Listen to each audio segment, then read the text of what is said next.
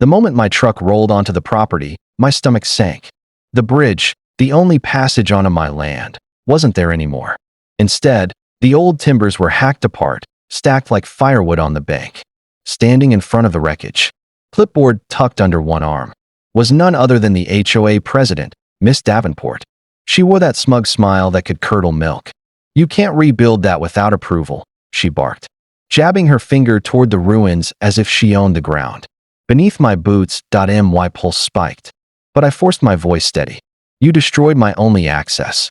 That's illegal." The words came out sharp. Her response was a laugh. Icy, hollow, designed to provoke. She flipped open her phone and sneered. "Get the sheriff here. He's trespassing. Trespassing. On my land." I didn't twitch. Years in the reserves had trained me better. Out of the corner of my eye, I caught her assistant filming, no doubt eager to twist the footage. I stepped aside, giving them their false sense of control, while my eyes drifted upriver. The dam. I'd almost forgotten about the old structure sitting, quiet in the morning light. An idea formed, cold and precise. If I had the deed, I could control every drop flowing past. That's when my phone buzzed, my wife, voice low. "Remember, we finalized that paperwork months back. The deed came through yesterday. The dam's yours." My chest tightened with satisfaction. Davenport's smirk faltered as she caught me inspecting the site. "What are you doing over there? That's not yours."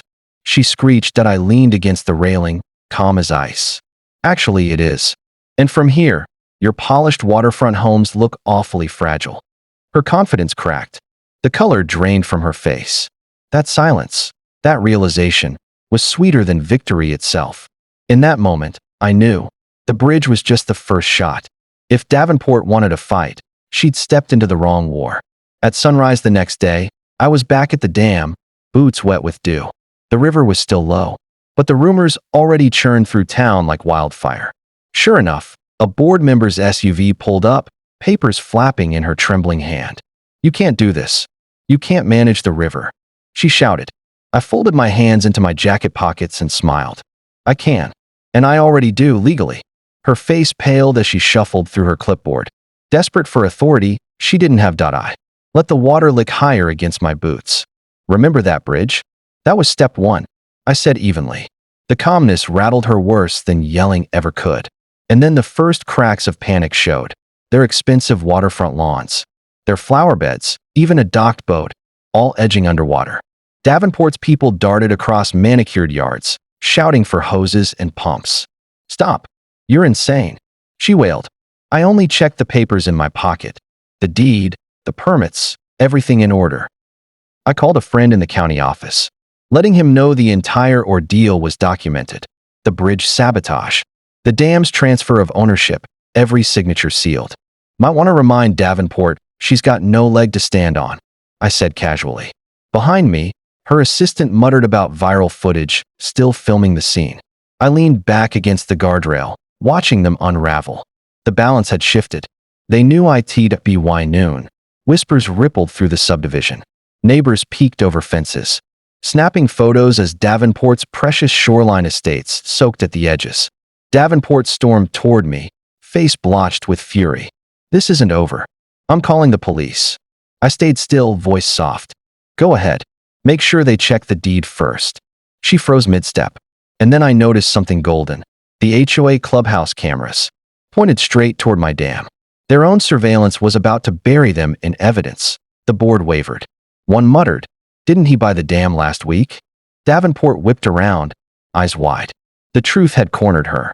I let the silence build before saying, "Your $1 million paradise is mine to command."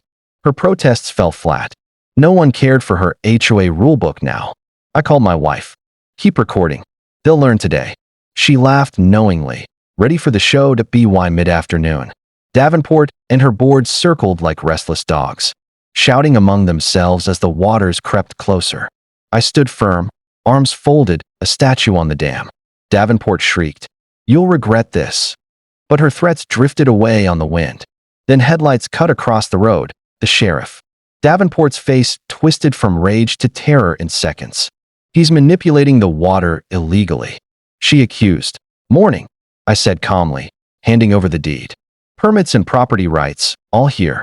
He skimmed the papers, nodded once, then turned to her. Looks like you've got no case. The final blow. Davenport's shoulders sagged. Her board shuffled back, whispering blame at her feet. I adjusted the sluice gate slowly, letting just enough flow back to keep things safe, but leaving the message carved in the river itself. I was in command. A neighbor hollered. About time someone stood up to her. Cheers rippled. My grin widened. This wasn't just payback, it was precedent. As evening painted the water gold, Davenport's mask unraveled. She darted from lawn to lawn, trying to rally allies, but the board began to fracture. We never agreed to this, one whispered. She dragged us here. Davenport spun on them, disbelief twisting her face. The empire she built on fear was rotting out from under her. My phone buzzed. A news crew. We'll be live in 10 minutes, the reporter said. I smirked. Couldn't be better timing. When their cameras arrived, Davenport was reduced to begging, her arms flailing while neighbors filmed every second. Calm as stone, I faced the reporter. She destroyed my bridge, tried to strip me of my land. Now, the law is on my side. Let this be a warning. Never underestimate someone who knows their rights. The crowd murmured in agreement. Davenport's jaw slackened. She had lost. Completely. Night came, but my grip on the river only tightened. The mansion floodlights cast eerie reflections across the rising water. Davenport paced her lawn like a caged animal, muttering empty threats.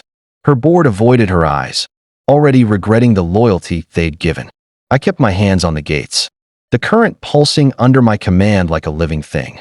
Then, chaos again, shouts erupted as one of Davenport's guards slipped into the swollen river, flailing in the current. The scene was pure irony. Proof, carved in water, that every action has consequence. And I stood there, steady, untouchable, the river's master.